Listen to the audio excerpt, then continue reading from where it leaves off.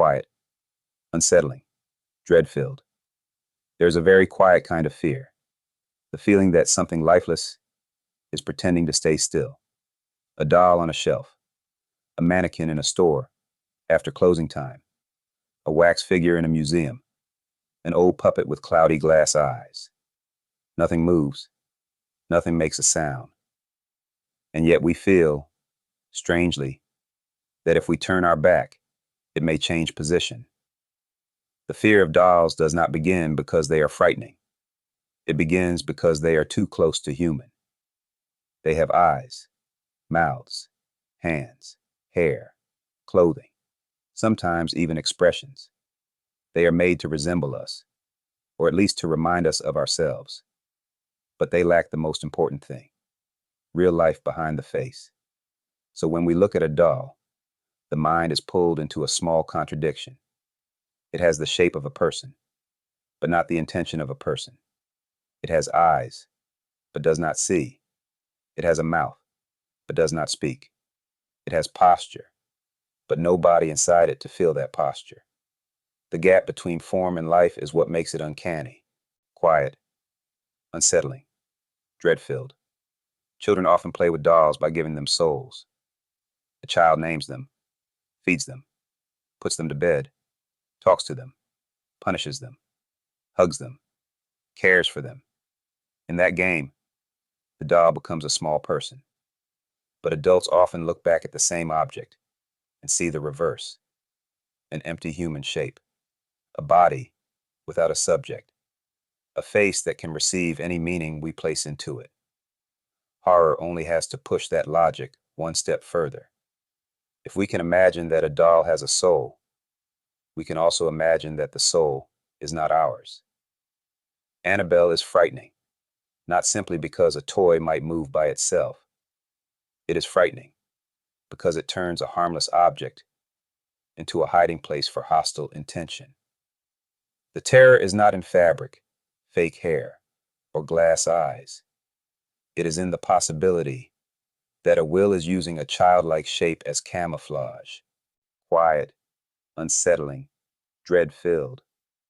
Chucky uses the same fear in a more aggressive way.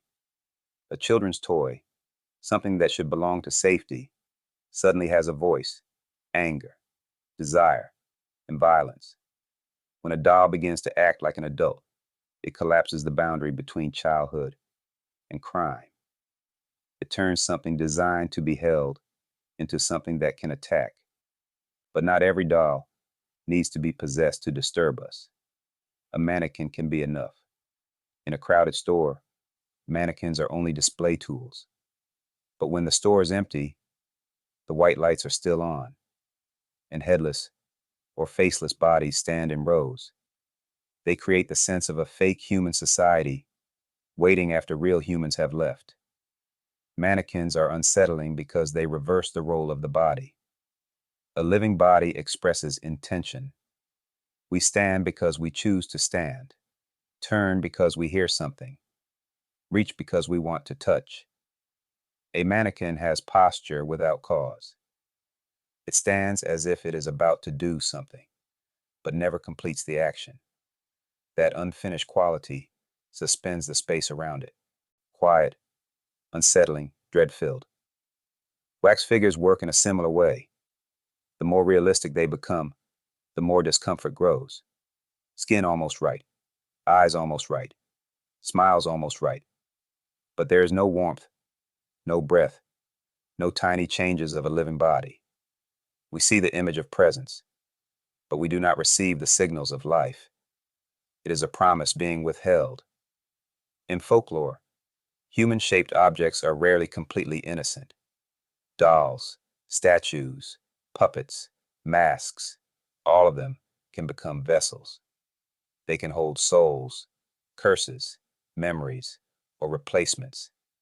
Human beings have always carried an intuition that creating a human shape is a dangerous act. Because once the shape exists, we begin to wonder what might step inside it. Another reason dolls haunt us is that they preserve childhood in a frozen state.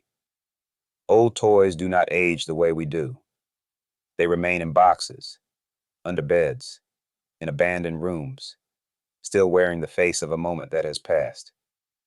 When we look back at them, we do not only see an object, we see a smaller version of ourselves, a frozen memory, an innocence that no longer belongs to the present. Quiet, unsettling, dread-filled. That is why old dolls are often sad before they are frightening. They remind us that childhood does not disappear cleanly. It leaves behind objects, plastic smells, glass eyes, tangled hair, things that were once loved and then abandoned. Horror turns that sadness into suspicion. If something was loved intensely for long enough, did it keep anything? The most disturbing part is that we usually do not need to see the doll move. It only has to be in the wrong place. A doll on the chair instead of the shelf. A mannequin facing a different direction. A wax figure that seems closer than before. The mind immediately builds a story to explain the small shift. And when a lifeless object seems to have changed itself, the world loses a basic rule. Quiet, unsettling, dread-filled. These human figures also frighten us because they reflect anxieties about our own bodies. Our bodies can become stiff, empty, expressionless, without will. A mannequin is a body with nobody inside. A puppet is a body controlled from somewhere else. A doll is a body asked to remain cute forever. Each image touches a different fear about losing ownership of the self. In the age of artificial intelligence and robotics, this fear no longer stays inside the toy cabinet. We are creating fake voices, fake faces, virtual people, responsive avatars, digital human figures that can look, speak, and imitate emotion. The old question returns in a new form. If something is made human enough, can we ever stop imagining that something is inside? Perhaps dolls are frightening because they do not need to do anything. They only have to sit there, silent, with a face designed to be looked at. They are proof that the human form can exist without a human being. And once we accept that, the room becomes much more crowded. Quiet, unsettling, dread-filled. The real fear is not that the doll comes alive. The real fear is the moment before that, when it is still completely motionless, but we have already begun behaving as if it knows we are watching. Horror lives in that small distance, between object and person, between play and ritual, between an empty face and the feeling that someone is waiting behind it.